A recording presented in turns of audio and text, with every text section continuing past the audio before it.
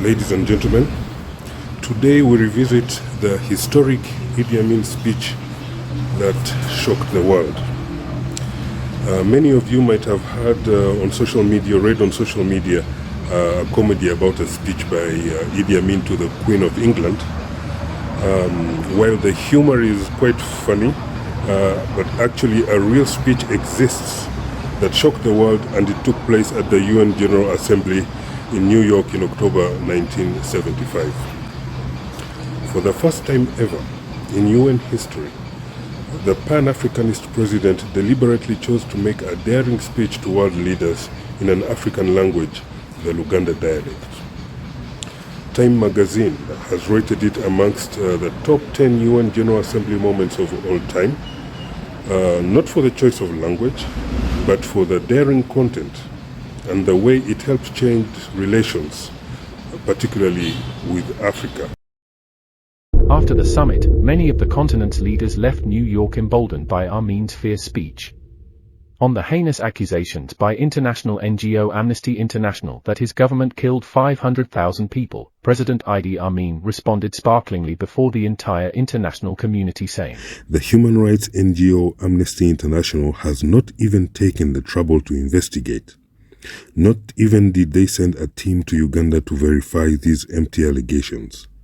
Amnesty International has therefore simply lent itself as a tool for baseless political propaganda and the global demonization smear campaign that has been senselessly perpetrated against me by the racist, colonialist and imperialist powers which fund Amnesty International's existence."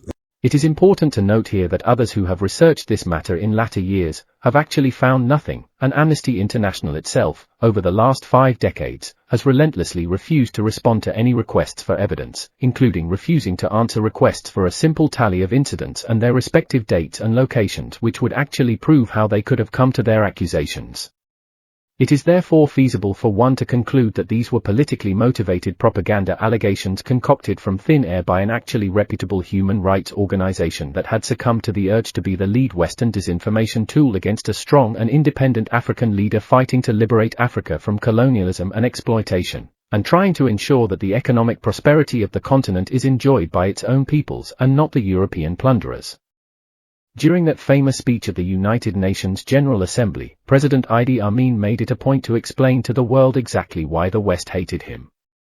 He said, "They hate me for the pursuit of our natural rights, for the consolidation of our independence, for the retrieve of our economy, for our struggle for equality, dignity and justice in Africa, for our efforts fostering international brotherhood with completely independent states with freedom for each country to decide its own destiny without regard for size, ethnic grouping, color or creed, for our unflinching fight against oppression by big technologically advanced nations, for our stand against exploitation and enslavement of the majority by a reactionary, racist and fascist minority, for our dedicated commitment to the liberation movements in Africa, Asia and the Middle East. For all these principles, struggles and values that I stand for, I have been subjected to blackmail, ridicule, vulgar abuse and all sorts of treachery by imperialists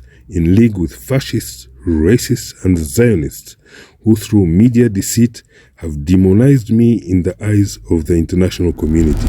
In his presentation, President Idi Amin also announced a tough African moral stand against Zionism, which was officially classified by the UN as racism. Egypt being a founding member of the African Union, the annexing of Egypt's Sinai Peninsula by Israel a few years earlier was considered by the African Union Charter as stealing sovereign African land. This rallied almost all African countries behind Egypt to defend every inch of the continent's territorial integrity, with about 47 African countries cutting all diplomatic ties with Israel immediately as part of a continent-wide protest against this brutal annexation of African territory. President Amin also urged the United States of America to resist being dominated by Israeli Zionism. He also condemned discrimination against black people in the United States, and denounced the Western imperialist agenda that was exploiting the continent, its people, and its resources. He then reasserted an African Union resolution made 3 months earlier, to free South Africa from apartheid and liberate the whole of Africa from colonialism using a common African military force if no progress is made in the clogged negotiations for the independence of the entire African continent. Following that declaration, 6 African nations then gained their independence that year thanks to Field Marshal Idi Amin Dada. Angola, Comoro Islands, Mozambique, São Tome and Príncipe, Cape Verde, and Djibouti.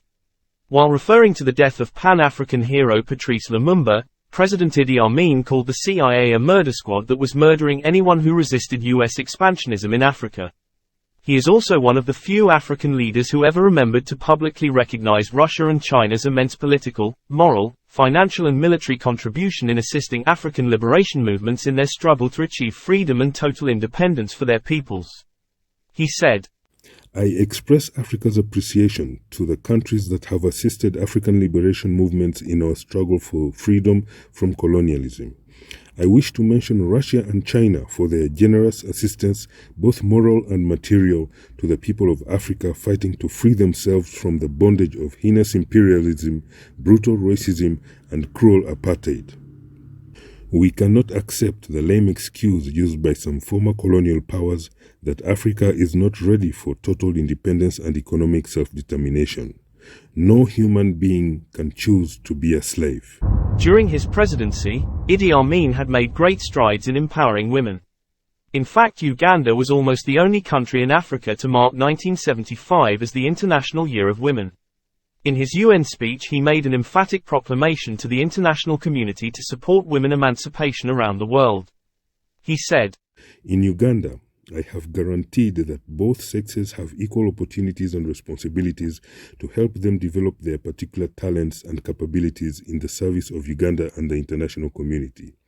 Like their male counterparts, Ugandan women now have all the opportunities to make maximum contributions in every field and are playing their role fully and effectively at all levels of decision-making, planning, and implementation of all policies, programs, and projects. Women in Uganda have been fully integrated. They receive their full share of the benefits of development, and there are Ugandan women at all levels of public administration, including at the top. Ministers, permanent secretaries, professors, ambassadors, doctors, lawyers, judges, engineers, pilots, businesswomen, and women in all areas of our total national endeavor. I am glad to say that as far as Uganda is concerned, under my government, we have already guaranteed, both in principle and in practice, full equality between men and women. It turned out that one of the most unexpected outcomes for women emancipation in Uganda was when Idi Amin expelled the British from Uganda in 1972, and redistributed some of the nationalized small businesses and properties to Ugandan women. Idi Amin was known to urge women to not always remain in the kitchen. It is following this 1972 expulsion of the British from Uganda that he was named Conqueror of the British Empire. After the speech, UN Secretary-General Kurt Waldheim and the President of the General Assembly gave a public dinner in Idi Amin's honor. A well-attended event by world leaders and diplomats. This speech had really angered Western powers, whose delegates walked out mid-speech as they could no longer take the public bashing from Amin at the General Assembly. Particularly Britain, which fully protected the evil and discriminatory apartheid regime in South Africa at the time, essentially being the untroubled support system of a senseless crime against humanity. This was a trip to America that to this day Ugandans fondly remember and are proud of, mostly particularly because of the fact that he used the Luganda language at the UN General Assembly. In a commentary complaining about the United Nations, renowned televangelist Pat Robertson of the famous 700 Club TV program said, the UN General Assembly had given Idi Amin a standing ovation when he arrived. They applauded him throughout his speech, and they rose to their feet as he left. Thank you.